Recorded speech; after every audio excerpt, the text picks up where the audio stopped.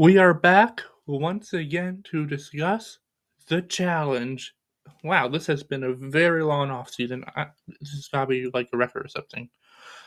But anyway, we are back to talk about the challenge Cutthroat 2026. Not two, it's a year selection. And this is going to be the cast assessment for that season, which, for the first time ever, is going to be exclusively on Paramount Plus. I've been a long time subscriber to them for a long time now, so I won't have a problem with that. But if you don't have Paramount Plus and you want to see see the challenge, you gotta get Paramount Plus. Now, we are going to be discussing everyone that's going to be on this season. This is also going to be a team season, three teams. We don't know yet if there's going to be a twist where you can swap teams. That will be revealed later. But for now, we know who's on each individual team. So I'm going to be going through everyone by alphabetical order and by their teams. I'm going to be discussing their stats and how I believe they'll do on this season. So, with that, let's begin with the orange team. I gotta say, just looking at the orange team at first glance, like this is a powerhouse team. Like this is probably going to be the team to beat. You got heavy hitters such as Bananas, CT, and Tori.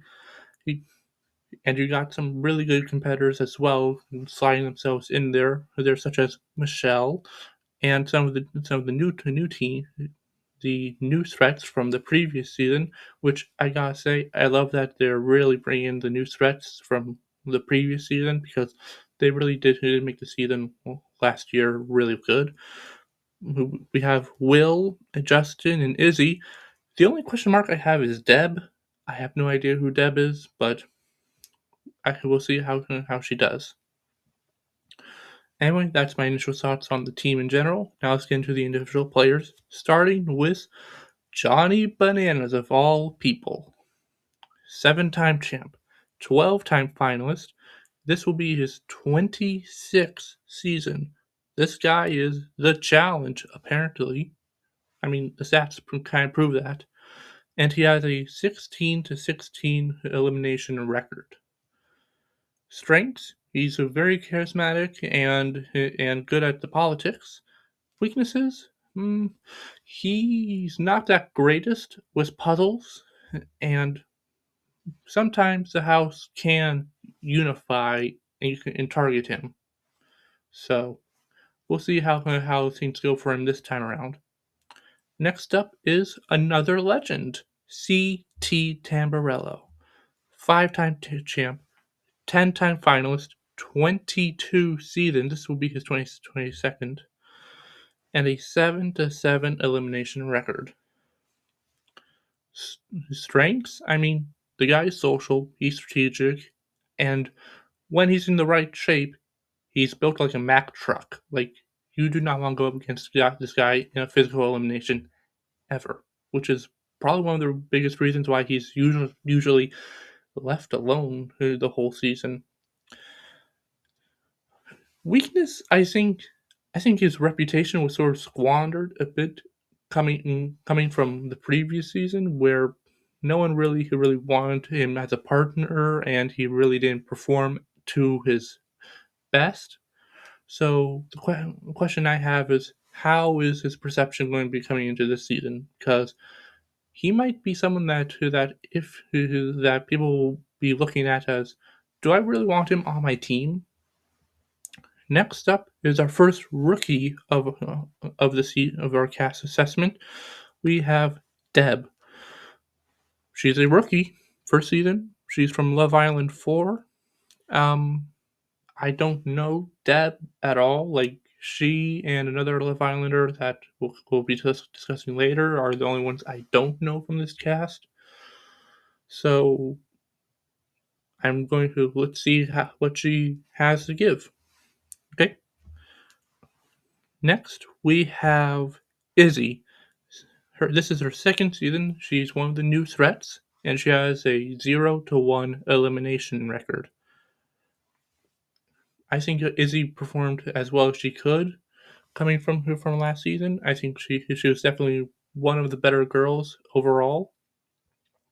She just got mixed up in the whole UK alliance drama of it all, and that made her an easy target.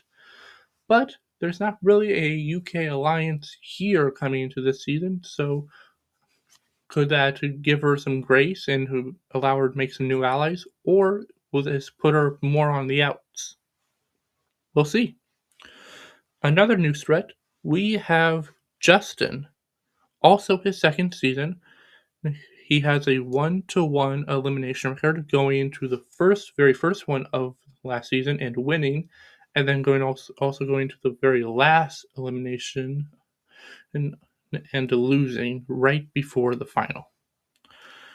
Overall, I think Justin is in a very good position. I think he's good with new threats. I think he's good with the longtime vets. And based on his team, don't think he's in any immediate danger.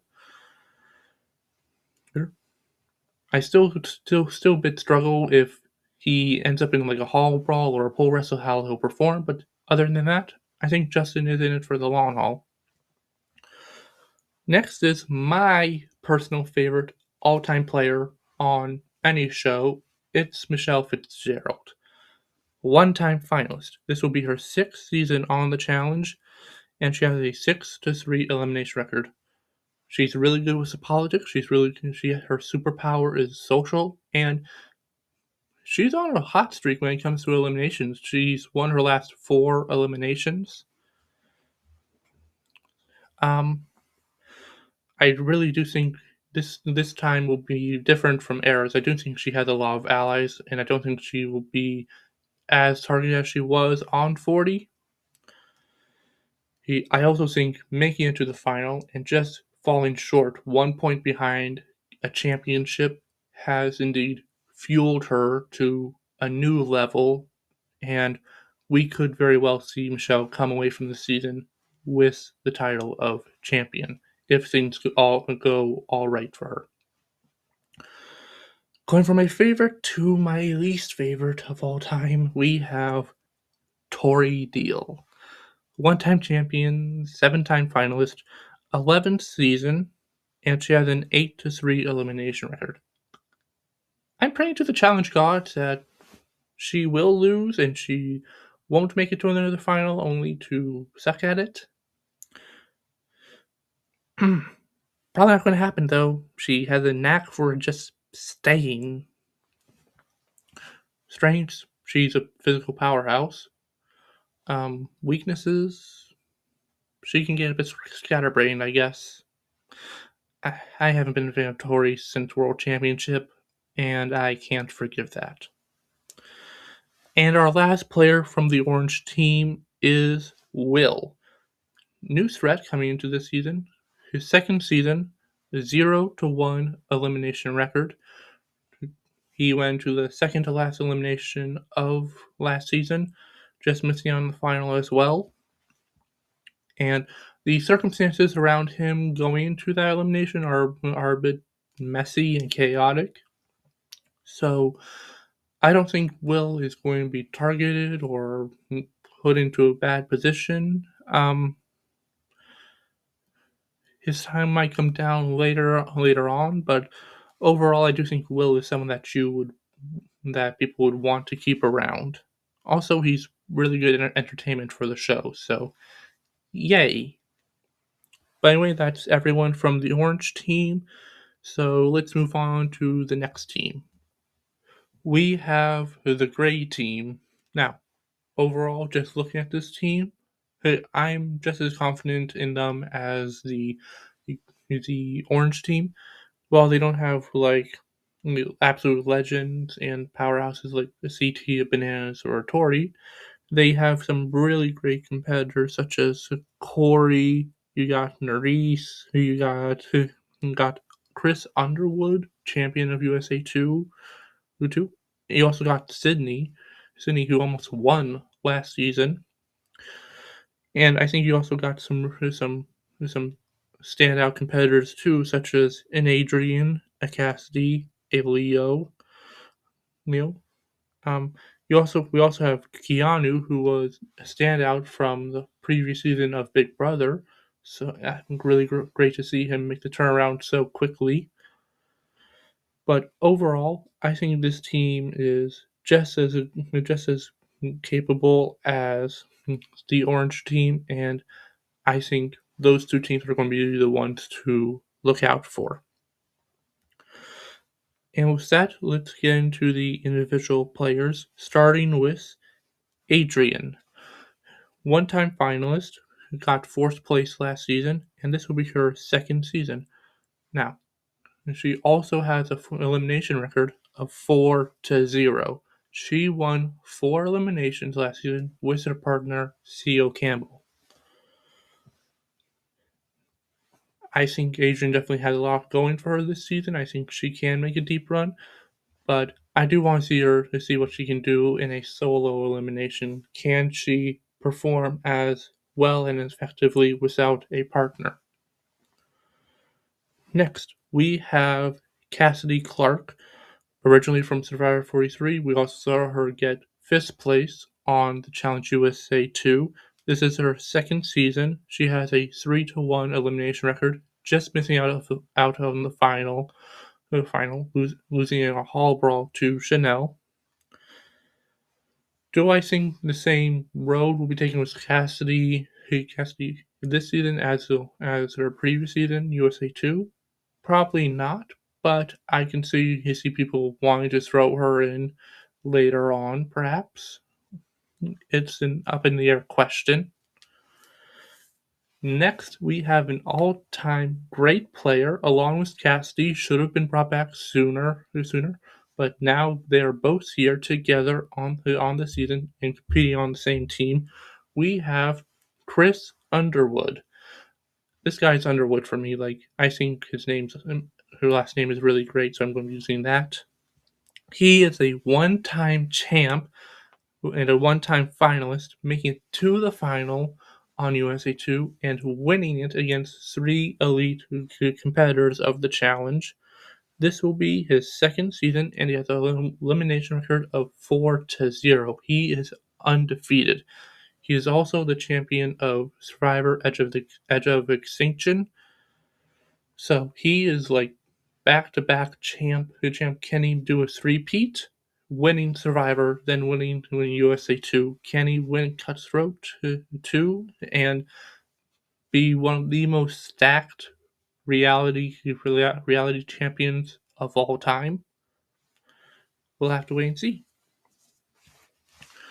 Next, someone who just lost out on a championship because of Underwood. We have Corey Wharton, 5-time finalist, 12 seasons, and has an 11-5 elimination record. Corey has recently been determined as the best challenge competitor to never win a championship. So, is this his season to finally get that elusive win?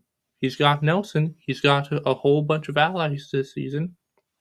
So, could this be Corey's time to get that champ title on this team season? Can his team get him all the way to the end? We'll have to wait and see. Next up is the fan favorite from Big Brother 27, and to the person that everyone who pinpointed as that guy right there should be on the challenge. It is Keanu Soto. He is a rookie on this season, but he came from Big Brother 27, where he won multiple competitions to survive being targeted by the whole house week after week after week after week. He is good. He is a good physical competitor. He is rather quite large. His weakness, however, is his social game and a bit of the strategy game, and he has poor reads sometimes. Like, I think Keanu can get in his own head, and he can't really read the room really well, and he'll think that he's doing the right moves at the right time and all of that, but he does not have the best awareness of what's going on around him. Has he improved proved himself since Big Brother 27? I don't know. Next, we have Leo, new threat from last season as well. This is going to be his second season, and he has a 0-1 elimination record. Now, last season, Leo was the face of the new threat revolution, and I believe that sort of status got him an invite back. But the question I think I have is, has that figurehead position gained him some ground? Ground? Could he be targeted because of it, or does he have numbers going from him? Like, are the vets going to want to come after him? Does he have enough of the new threat support to continue his stance where he left off last season? I don't know, and that's the big question because if people like Leo and want him around, he can go far. But if people believe he can be an easy person to throw in multiple times, he could be in some turmoil this season. Making her return to the challenge, we have Nerys, one-time finalist, almost champion of Battle for a New Champion. This will be her fourth season, and she has a 3-2 elimination record. She's known as the standout star of Battle for a New Champion, where she made the final and almost won. She does have that X factor where she's surprisingly really good with a bunch of stuff, including physical puzzles, you name it. Weakness? She, she's a bit of a firecracker, and that could put her on the outs a bit. So we'll have to see how Nerissa's return to the challenge will go. And lastly, from the great team, we have Sydney Siegel, one-time finalist, almost champion from last season. This will be her second season, and she has a 1-0 elimination record. This girl really is the total package. Like, she's definitely the standout star apart from Jeremy from last season. This season, a lot of the vets really like her. They recognize that she is an all-around great challenger, providing every single one of the essentials. She's a great presence on television. She's a great competitor, and she has the respect of a lot of people. So I see Sydney. I see people looking at Sydney as someone that should stick around for a long time because she can be on this team and she can help you win the season. So I don't really see her going home early, and I think she can perhaps make it to the final. And if her great team manages to really be as strong as I believe, make it to the very end. And that is that. That's all I have to say for the great team. So let's move on to our third and final team, shall we? Our last team is the blue team, and I'll be honest 100% right up front. I'm worried about this team. Like, even though we got some really good hitters like Brad, Cara Maria, and Nelson, this team just seems like the most undermatched. We definitely have the least experience on this team, and I guess also just less muscle mass if you want to take that into account. There's also the most rookies on this team, with the rookies making up half the team. So that's definitely concerning. Um, but maybe there's a chance, like maybe if Nelson or Carmaria really do take control of this team and perhaps get some of the rookies to like show their true potential early on, they stand a chance. Hopefully, we'll see. All right, starting off with the individual players. First, we have NLA rookie, and she's known for the Amazing Race 35, same season as Jeremy. Only difference is she made it much further than Jeremy, getting fourth place with her dad. she actually did pretty good on that season overall, just missing out at the very end. And from what I saw on her season, she could be a bit of a hothead, so that could be really good for the TV aspect. Then next we have Brad, one-time champion, five-time finalist, 15 seasons, and he has an 8-9 elimination record. Brad is one of the original Cutthroat champions, so I'm curious to see if he can be double Cutthroat champion.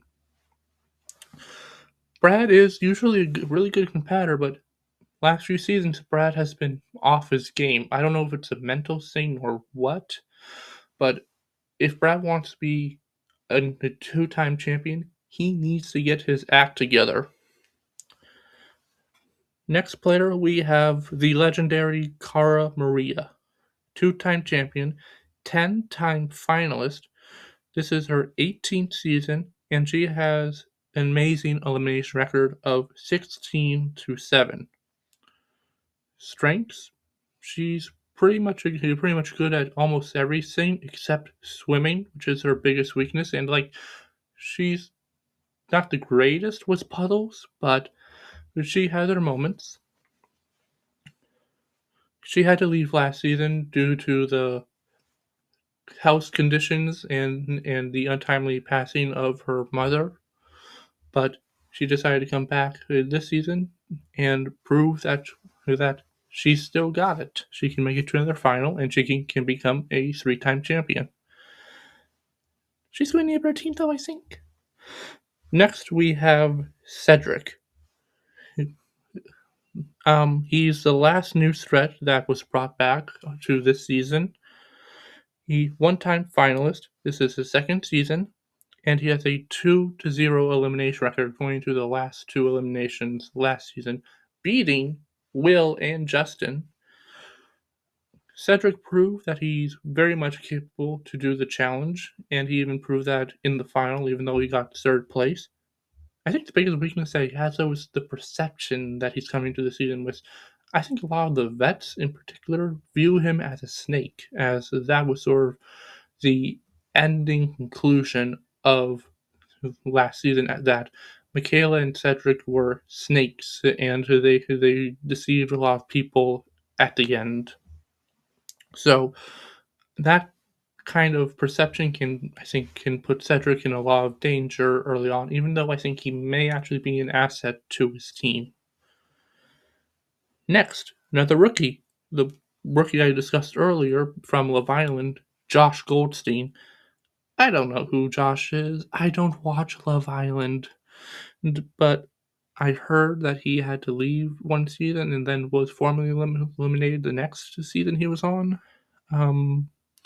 I guess we'll see how he does this season. I don't know.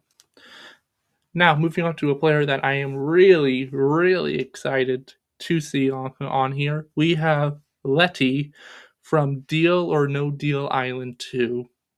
She's obviously a rookie on this season, but I did see Deal or No Deal Island, so the whole show, both seasons, and I absolutely loved Letty on season 2. She was amazing TV. She was in the center of the game until she got into a power position. She won 3 dailies on that season in a row, and she ended up getting second place on that season. I think Letty can really come into this season and really take it home. I can see her being like a Laurel type. She's got the size, she's got the athletic capability. She's a volleyball player, and she has experience in the WWE. So this girl is a beast. Let's go, Letty. Next, we have the biggest shock and surprise from the season, coming onto the season. We have Nelly T. Scuba Nelly, two-time finalist, 11 seasons, and he has the elite elimination record of 9 wins, 7 elimination losses, and 1 draw. The only player in challenge history to come out of elimination with a draw.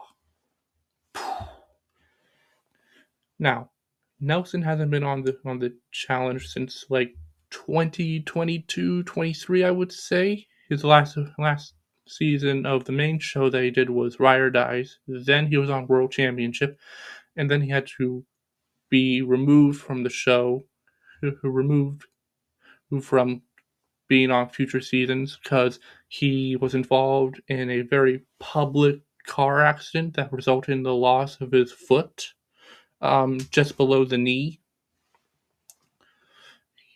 And now he has a prosthetic on.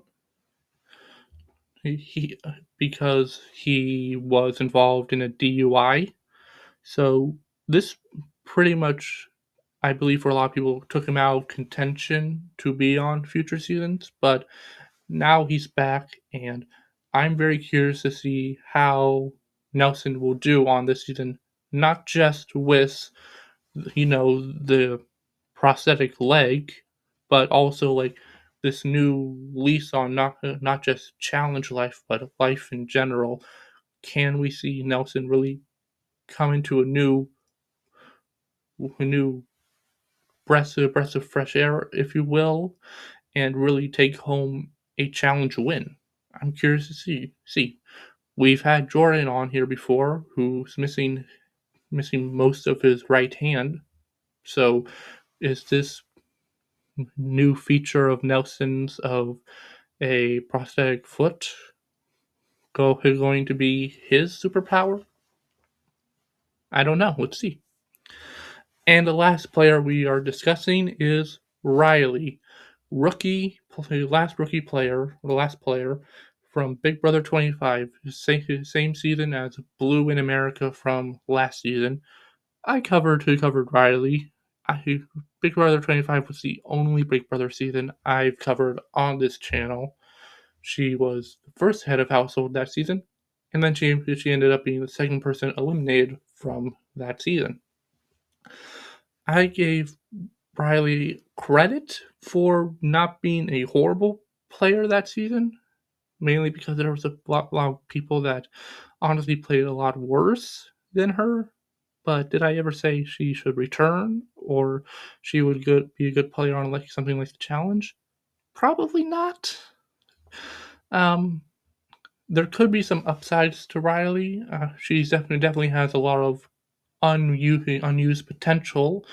So I guess in that light, she's sort of like someone like a Cedric who didn't really get to we didn't get to see to their highest potential. So maybe it could be the same here. We'll have to wait and see. And that is everyone from this season of the challenge. We are so back to back, baby. The challenge 42 Cutthroat will be on Paramount Plus weekly episodes, and I am really excited to see how this go. We've heard a lot of good things about this season from the players on the season, from people that they talked to, from TJ Lavin, the host.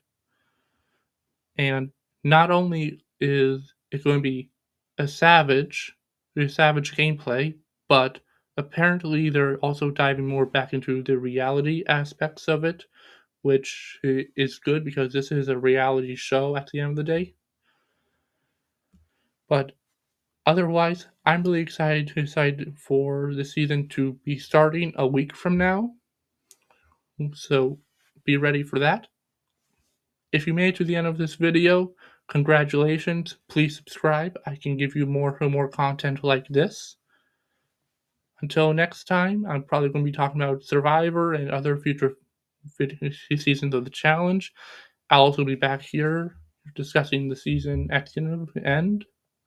So, with that, I bid you farewell. Voitune out.